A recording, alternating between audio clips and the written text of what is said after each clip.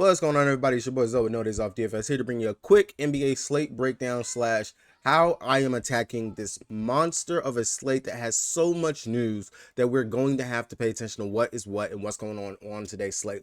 If you guys are new here, you guys enjoying the content, make sure you guys hit that subscribe button so you don't miss any of the stuff that I put out, and drop a like on the video so you guys, it just lets me know that you guys are enjoying what I do.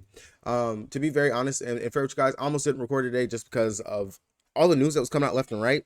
And of course, I like to wait later on in the day, and it's just so much that's just a toss up in the air. So for sure, if you want to understand how I'm attacking the slate, where I'm looking at, what I'm going with, my player pool, my core, and props and stuff that I'm going to be on, check the link down in the description below. All that stuff for me will be posted onto the Patreon. On top of not only myself, but you get the other guys that we have over here for No Days Off. My boy Easy, he's already posted his UFC stuff. That stuff was going up yesterday, last night. So you got those things going on for the UFC today. We have NFL, that stuff is up. My boy BK, of course, since they finally have added women's college basketball back to a lot of the prop boards, he's been killing and posting that stuff up as well. So definitely check that stuff out if you guys are looking for more content besides just my own NBA stuff. Thank you guys for supporting the channel. I see you guys joining the Patreon, and thank you guys so much for checking it out. All right, so looking at it, like I said, it's today's slate is one of those slates where I look at it and I'm like, it makes me it makes me just really just question it halfway, just because I want to say almost every single one of these teams are on the back end of a back-to-back. At least one of these teams in every single matchup are on the back end of a back-to-back. Houston played last night. Atlanta played last night. Golden State played last night. Orlando played last night. Memphis played last night. Pelicans played last night. Bulls played last night. And actually, I believe the Spurs played last night too. So everybody is on a back-to-back. This Lakers game, it's not up here.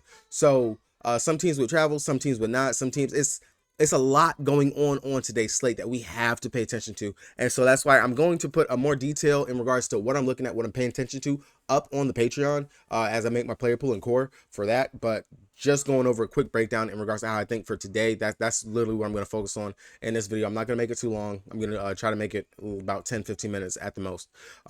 Real quick recap yesterday, of course, more blowouts in the NBA. Honestly, what's new? Friday, it was like, we really kind of liked the way the direction stuff was going and in the direction that everything could have been, but we had blowouts once again, and it should honestly just be nothing new whenever it comes down to the NBA.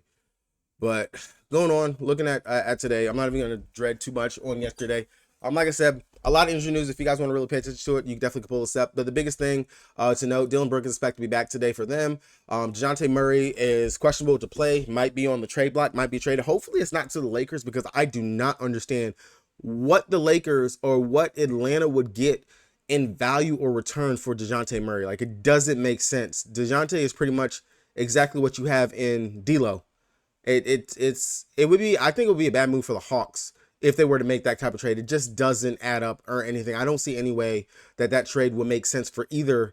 It will make sense for the Lakers in regards to having an actual reliable point guard in DeJounte Murray, who has shown that he can play off ball from another superstar in regards to like Trae Young. I'm not gonna say superstar, and another all-star in Trae Young. That's shown that can be true. And I think that the attention that Bron AD would bring, him being able to cut, he's a pretty good three-point shooter. He could definitely set you up for plays, things like that. It would benefit for the Lakers. For Atlanta, I don't know what the hell you're gonna get back from them. It just doesn't make any sense to me. Going over to Golden State Warriors, this is big for them. Definitely going to be a team we're going to end up stacking up on, just because they have all these people out. And of course, Steph Curry, the usage and everything that should be rolling around over here for Golden State, that's going to be pretty big. Orlando, another team that we're going to probably end up focusing on, just simply because they have a lot of players out as well, and just the usage and everything that they should have. Memphis Grizzlies, another one, just all these players that they have out again. This is going to be pretty much a G League that they're going to be rolling out here. We got the Pelicans that are all listed, doubtful, questionable, all these things right here. They're going to be another team that we're going to want to be focusing and paying attention to, because, of course, usage, minutes, rotations, that's just something that we pay attention to in the NBA. And then just coming out here, we already know that Wemmy's going to be out. I'm not quite too interested in this Bulls and San Antonio Spurs game, not like at all. But it's something that we can dabble with. Maybe we could just get the security that Barlow's going to play pretty decent minutes in here, going up against Vooch, something like that. But really, we're going to want to pay attention to Dallas, to the Pelicans, Memphis Grizzlies, Orlando, Golden State Warriors, The Hawks, depending on if Trey is in or out, that right there, like that's what we're going to want to really pay attention to and get those news for these teams and stuff. Now, as you can see over here, I already put up a miniature core of what I am going to kind of focus on, especially from, like I said, some of those teams that are down and without players. Literally, the way that I see that you're going to attack this slate, this game, period, is looking at it. Okay, hey, Kyrie Irving, he's playing with all these backups. None of these guys can create their own shot or do anything crazy like that. They rely on another player to set them up. Kyrie Irving, the usage that he had in that first game, of course, without Luka, Luka's going to be out, not going to be there. Kyrie's going to be the point guard. He went out there and dropped 44 points, 10 assists, 4 rebounds, and 2 steals, 70 fantasy points. And he's dropped 50 plus in every single game over his last 5. Kyrie at 9.7, too cheap. Way too cheap. He should be up here with the Shai Gilgeous-Alexander or had Lucas Price in this position spot. Kyrie's going to be pretty much your first stud that you're going to jam into your lineups. Like, that's no ifs, ands, buts about it. To me, in my eyes, I don't see a way that you get around or avoid going to that. Now, outside of that, this first game, I think you can fade the Houston-Boston game. I will say that Boston should be coming back to get their get back after getting destroyed by the Milwaukee Bucks in that last game.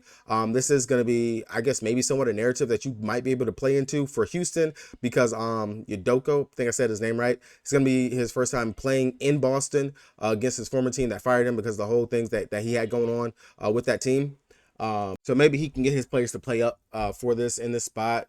Maybe you might want to mess with a Shango, Jalen Green, or something like that. But I'm not too interested right here. If anything I take from Boston, it could be a KP or Derek White would be the 2 players that I would take from over here. But other than that, I'm honestly not too heavy on Boston or Houston right now as it stands. Now, going over to the Washington and the Atlanta game, of course, with DeJounte Murray, if he's going to be ruled out, then I definitely will have some interest in some of the axillary pieces because it's going to be a little bit more shots and things like that. Maybe we might see a Bogdanovic get slid into the starting lineup. He's been playing fairly decent, doing pretty good in his minutes and role off the bench. If he starts, maybe I wouldn't mind taking a stab at him, but I'm going to go right back to my DFS darling and Jalen Johnson. He has let me down over the past that last game. I'm done trying to play him going up against Indy. He's literally shown it. He can't take advantage of the matchup, unlike all the other power forwards literally that have rolled through going up against them.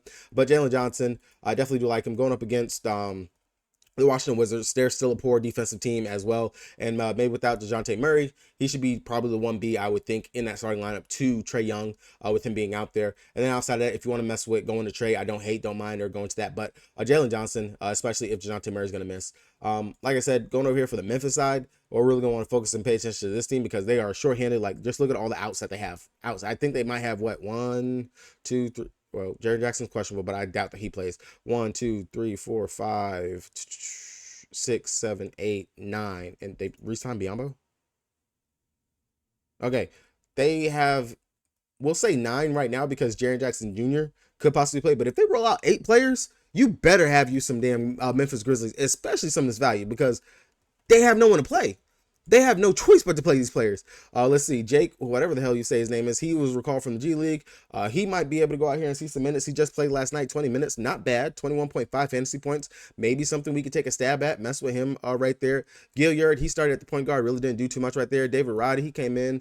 Roddy, he played very well. 27 minutes, 33 fantasy points, go right back to him. Zaire, wouldn't mind going to him. I want to say he might start the small forward position. 19 minutes, 20.75 fantasy points. Pretty good fantasy point per minute player whenever he gets the minutes and burn. I definitely don't mind going right there to Zaire. Tillman, center position. If you want to mess with that, you definitely can. Dropped 39.75 fantasy points in that last game. 31 minutes. So, of course, you can mess with Xavier Tillman as well.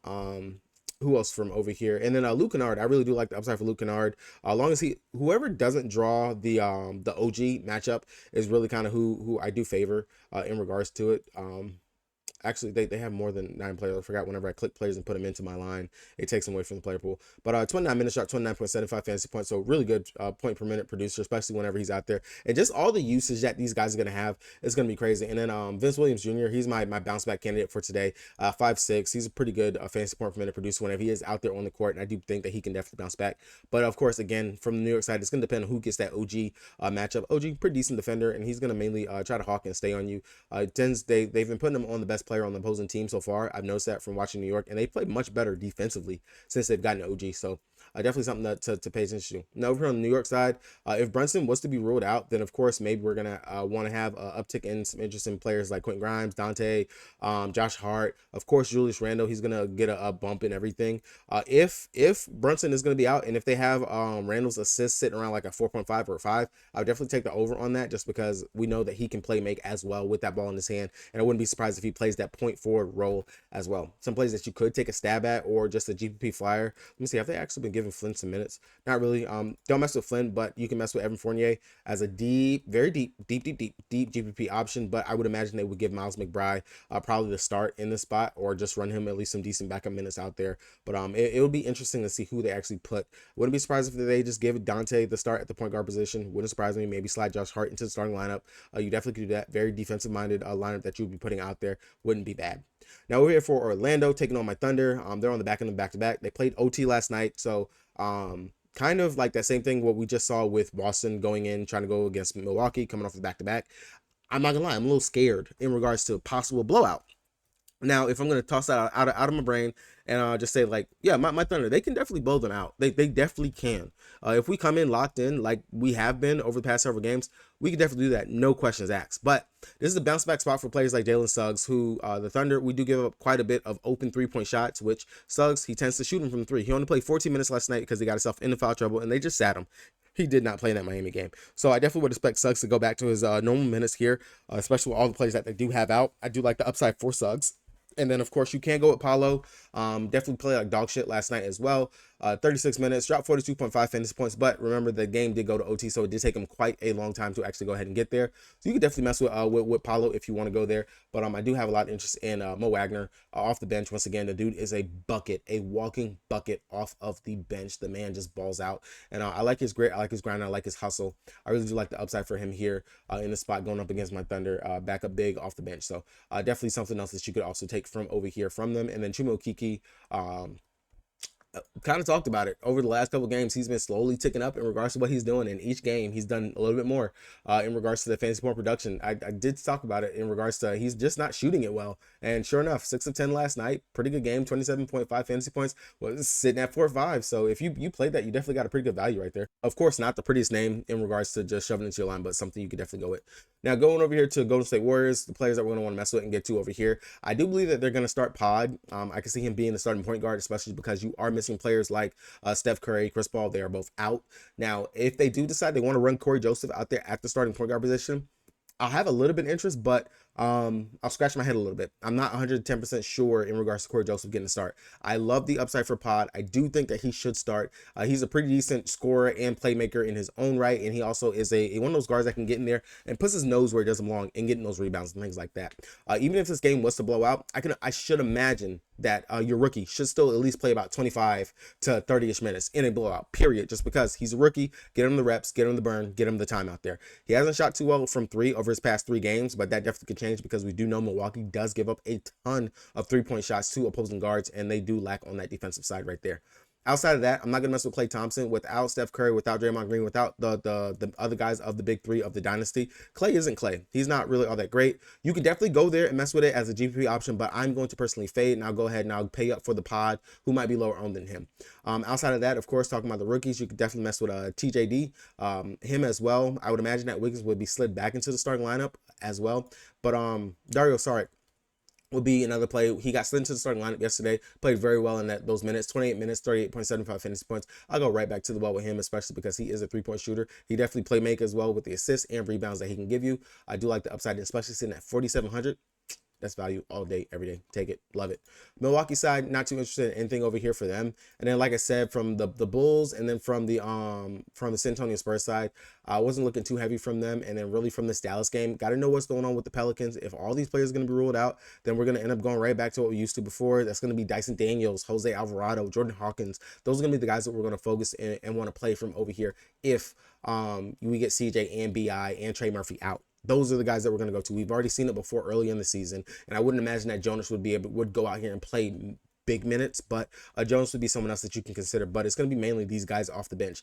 Daniels, Jose, Hawkins are going to be the main ones, and even Kara Lewis if you want to get him as a deep GPP option. But these three guys right here will be the main ones that you're going to want to focus on if we can get that news from them. And then I've already got my piece from Dallas, and that's Kyrie. He's my late night hammer and my lock. That will be in every single line. Even though I am only playing one line, let me go ahead and give the disclaimer. I'm playing one line today, and it is just only one line into this fadeaway. Like I said, the slate to me looks gross. It does not look as the best slate in the world. So that's why I'm going to not overexpose myself to the slate on top of that.